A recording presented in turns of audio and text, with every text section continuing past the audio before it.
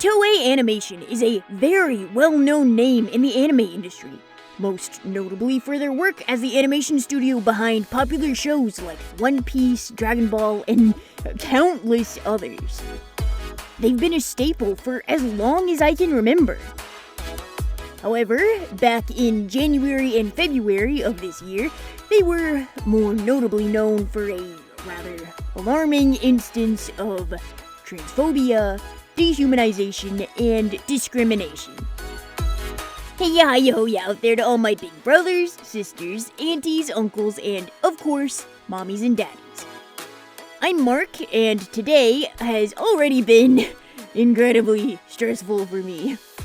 First I thought my ferret was dying, and now I know it's either just that he can't digest normal ferret food anymore because he's old as balls, or that he has pancreatic cancer, so that's incredibly fun and cash money for me. Doing the cat's congenital bullshit, the livestock, and now this, I am incredibly tired. But we're not here to talk about my personal glob stomp right now. We're here to talk about something else to make us upset. So this all started from my perspective anyways, with an article from the Anime News Network discussing a Yahoo Japan piece. The Yahoo article and interviews were never translated into English as far as I know, so I'm glad that ANN reported on it. Otherwise, this story would have been veritably buried to a good portion of the studio's fanbase. The story starts with someone we'll be calling Asan making a complaint about workplace mistreatment. The accusation is that after an altercation with an animation director, where said director didn't like one of the instructions they gave as unit director and berated them for it, their work climate became less than favorable. Asan and the animation director were able to reach an agreement at the time. But it was only a matter of a few days until Asan was demoted from their position as unit director, their contract was changed out from under them, and they were shuffled around from task to task and just treated really horribly. It is no shock that an animation studio would have questionable practices like this. That's not me condoning it, but it's me noting that the anime industry is known for being usurious to its animators, paying them pennies on the dollar for in-betweens, and overworking them to the point of exhaustion. In this case, it seems like Toei is no different, as Asan alleges that they were told directly by Toei senior staffers that they should use animation directors like quote-unquote worker bees. After the altercation and demotion, the work environment became incredibly and increasingly toxic, seemingly in an attempt to make Asan quit. Asan got in contact with the labor union associated with Toei in search of help, but the ties with Toei were too strong, which meant negotiations were getting zero results. Well, not exactly zero, as after this attempt, Asan was demoted further to clerical work and was even moved out of the main animation building entirely. They were ostracized and shunned for trying to reach out for help. Now, this is a tactic that companies in America use as well. When they have a contract with you that says you have to work with them for a set amount of time, but they want you gone, companies will often change your job description to menial or dehumanizing labor in an attempt to make you the one to breach contract, meaning that they will not be accountable for upholding any promised benefits that they would be if they were to be the ones to break it off. It was around this time that Asan went to an outside labor union for help. I mean, you can only take so much before you reach a tipping point, and Asan obviously needed assistance. This, dear listeners, is where that transphobia from the title comes in. You see, the labor union rep that Asan was assigned is a person that we will be referring to as Bisan. And Bisan is X-gender, which can also be referred to as non-binary. And it means that Bisan is neither male nor female and doesn't use those sorts of gendered pronouns and uses a name that is more suitable to them. Now, at the beginning, discussions between Bison and Toei went about as well as you could expect during quarantine. Mostly online correspondence and slow going at that.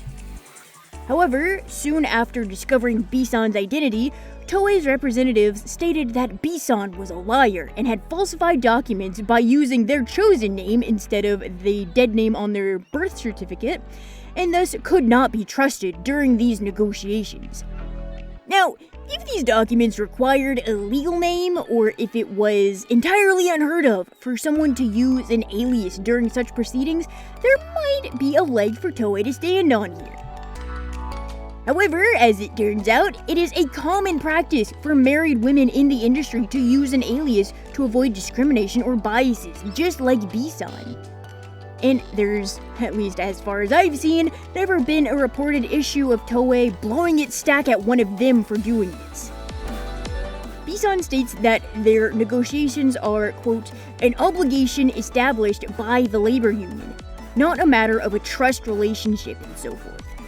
I think that they refuse to even give me a seat at the discussion because they have no desire to resolve the dispute. Toei then proceeded to deadname Bison constantly in the few further correspondences that they had, and at one point began to outright ignore their attempts at contact for further negotiations. Toei's representative went on to note that by having an ex-gender union rep who took issue with being dead-named handle this case, they had lost a lot of respect and trust for the entire labor union. Which, let's be real, that's just blatant transphobia. Like, I'm sorry, but what? Toei refused to talk to them because they are ex-gender, which is discrimination. They really said, oh, you're non-binary? You're a snake and a disgrace. Not to mention that they literally had security chase Bison out of their building when they came to try getting a response back. You know, because those time-sensitive labor negotiations were being outright ignored based on their identity. It's not like you should have respect for your fellow man or anything. Nah. Oh wait. The lack of respect for other human beings is the entire reason this became an issue now, isn't it? Bison went on to say, for me, looking at my family registry name is painful. To be on the receiving end of such discriminating acts by the company made me feel disappointment, sadness, and pain. And that's something that a lot of people who are trans or under the trans umbrella deal with and have to fear dealing with in the future if they are outed or out themselves in their work environment. I mean, hell, back in college, I was invited to an event by one of my old professors. And they introduced me to one of the current guest lecturers who was doing, like, advertisement things because they knew that I wanted to get into voice acting, and I was already in voice acting at the time, but I still wanted to meet him, and I gave him the name that I went by at the time, and all he could say was, oh, is that short for something? And I'm like, maybe. He literally says, are you gonna tell me? And I'm like, no, I gave you the name that I gave you because that's the name that I want you to use. I don't understand why people feel like they are entitled to know the entire history of your name to use the one that you give them to fucking use. Now, the worst part for me is that when giving a statement on the situation after the Yahoo Japan article came out, Toei doubled down, denying any quote-unquote moral wrongdoing. Now, thing is, they don't deny that the situation happened. As a matter of fact, from what I could glean from the ANN article, they try to keep a stance of moral high ground that Bison was in the wrong for their identity. Meaning that they do not see their transphobia as wrong in the least. Which honestly seems par for the course at this point. I'm not even gonna touch the argument of, oh, but the dynamics of LGBTQ people are different between countries, because I do not fucking care. This is a blatant act of transphobia that Bison had to endure, and may still be enduring, We don't fucking know because there isn't really any conclusion to this even months after it happened. This whole situation really sucks because Toei is known for animating things like Precure and Sailor Moon, both shows that have depictions of LGBTQ characters, some of which are blatant like Sailor Neptune and Uranus, or more understated, as with Cure Infinity from Hokuto Precure, who was the first ever male Cure. I mean, his whole character arc is being a boy who feels more comfortable in female clothes, for fuck's sake. Like, there's a huge argument there for Infinity being genderqueer at the very least, and the studio that created him does something like this, and then condones it. Many anime fans in the LGBTQ community, both in Japan and in the States, find this whole thing troubling. It comes off just like how any other corporation does during June. They're just another corporation, literally in this case, vilifying queer individuals for their identity while still wanting their money.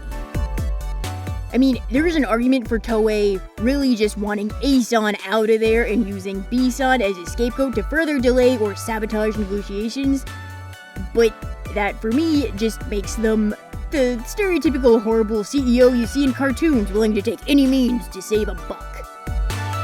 It's infuriating to say the least. A-san has, by this point, allegedly regained their first demoted position of Assistant Unit Director. But Toei seems to still have it out for them, as a coworker shared an email from senior staff saying to, quote, never let them become a full unit director again. As further salt in the wound, senior staff successfully spread enough rumors about them during their forced absence that they have been fairly ostracized in the office. And that's where the story ends. There have been no new updates as of writing this, and I wish I could say I'm surprised. I'm not even sure if A-san deserved the berating they got from the animation director. I have no clue if their behavior warranted their demotion whatsoever. But honestly, I do not care. Whether Toei was using transphobia as an excuse to harm negotiations, or whether they as a company just truly feel that non-binary individuals who express their gender identity really are beneath them, it doesn't matter. A bias is a bias, and their choice to dead-name B-san and gleefully invalidate their identity is sickening to me. Now, I'm not gonna sit here and tell you to never watch something done by Toei again. They have their fingers in way too many honeypots to even be able to do that if you watch anime. But I would say maybe don't watch them from your paid-for streaming services or buy their Blu-rays. I know not every animator or person working at the studio shares its beliefs, but I personally do not want to support a company that treats its workers this way and that purposefully acts bigoted. I totally don't condone you going to, say, torrent shows or downloading malware detection software and ad blockers and crypto mining blockers to go to Kim Cartoon, but you do you. That's super against the law, and I am a good God-fearing American who respects the law. But hey, I'm also not a snitch. In any case, thank you for getting to the end. Like the video if you liked it. Subscribe if you want. As always, you don't have to, but if you do, I'll see you in the next episode. Though, I will be out of town next week, so that next episode might be a extra week away. I hope you have a scrabdangulous day. Later, skater!